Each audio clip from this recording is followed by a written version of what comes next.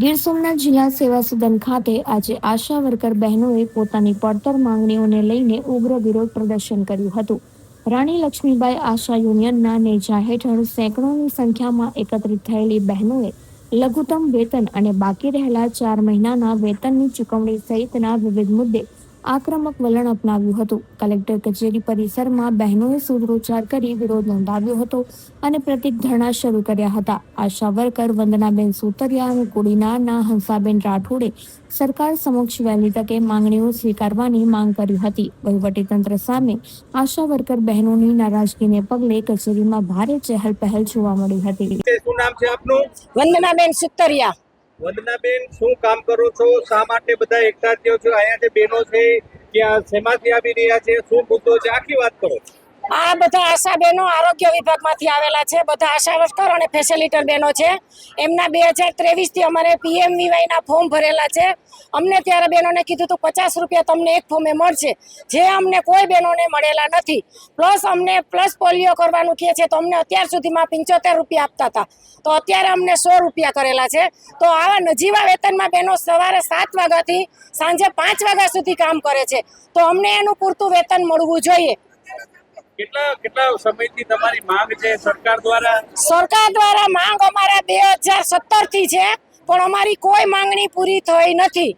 શું કહે છે સરકાર? સરકાર અમને વારંવાર બટકું રોટલો આપે એની જેમ અમને આપતું રહે છે. અમને કોઈ દિવસ પૂરા કોઈ બહેનોને સંતોષકારક જવાબ આપ્યો નથી. કામગીરી અમારા બહેનો સંતોષથી કરે છે. પ્લસ પોલિયોમાં પોલિયો નાબૂદ કર્યો છે, માતા મરણ નાબૂદ કર્યું, બાળ મરણ નાબૂદ કર્યું, તો સરકારને આનું વળતર બહેનોને આપવું પડે. અને અત્યારે અમે 3 દિવસ પ્લસ પોલિયો અમે કરવા બધાય બહેનો બહિષ્કાર કરે છે. હું મારો પરિચય આપું તો હું આશા ફેસિલિટર છું અને રાઠોડ હંસાબેન. ક્યાં વિસ્તારમાં કામ કરો છો? હું ઘાટવડ PH અને તાલુકો કોડીનાર.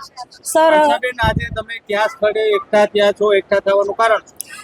સર, અમે આજે અમારે એકઠા થવાનું કારણ છે જિલ્લા કલેક્ટર ઓફિસે કે અમારો લગભગ 4 મહિનાથી અમને વેતન ચૂકવાનું નથી, અને એ મુદ્દે અમે અહીંયા બધા એકઠા થયા છે.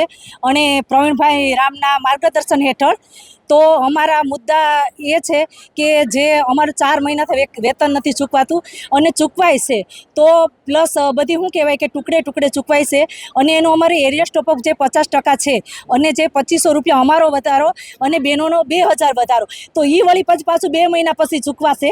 અને એવી રીતના તો અત્યારે સર આમાં ઘણા સિંગલ બહેનો પાસે કે જેની માથે આખા ઘરનો બોજ છે, છતાં પણ અમારે વારંવાર રજૂઆત કરવા અધિકારીને, વારંવાર રજૂઆત કરવા છતાં અમારો મુદ્દો એ લોકો ધ્યાને નથી લેતા.